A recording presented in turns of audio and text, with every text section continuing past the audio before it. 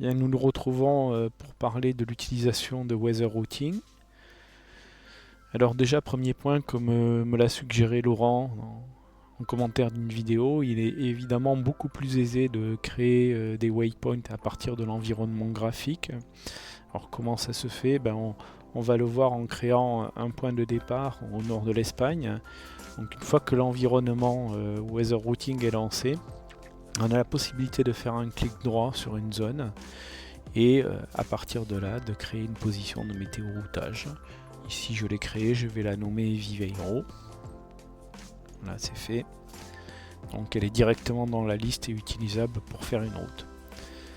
Je vais donc vouloir aller de Viveiro avec la météo du jour jusqu'au Cap Lizard. Donc allons-y, on va faire donc une nouvelle navigation. Je laisse régler tous les autres paramètres car je vous ai déjà montré comment régler cette interface. Donc je pars de Viveiro pour aller à Lizard. Je laisse l'heure du grip, je mets des isochrones à 3 heures. Je rentre pas dans les détails, on a vu tout ça.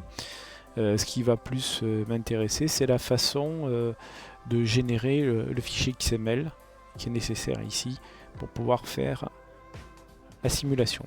Alors, je vais commencer par effacer ce que j'ai déjà là, parce que normalement vous n'avez rien, et partir de vierge. Je commence par ajouter une polaire.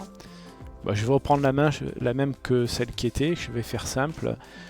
Je vais prendre la polaire des Figaro. Allez, on va la chercher. Voilà. Donc sur la partie gauche, je vois illustrer graphiquement la polaire. On va l'éditer. On voit en partie haute les forces de vent, les angles de route. Alors il est très important de balayer, d'avoir une polaire qui balaye des forces de vent assez élevées en fonction des conditions météo qui seront rencontrées pour ce calcul de routage.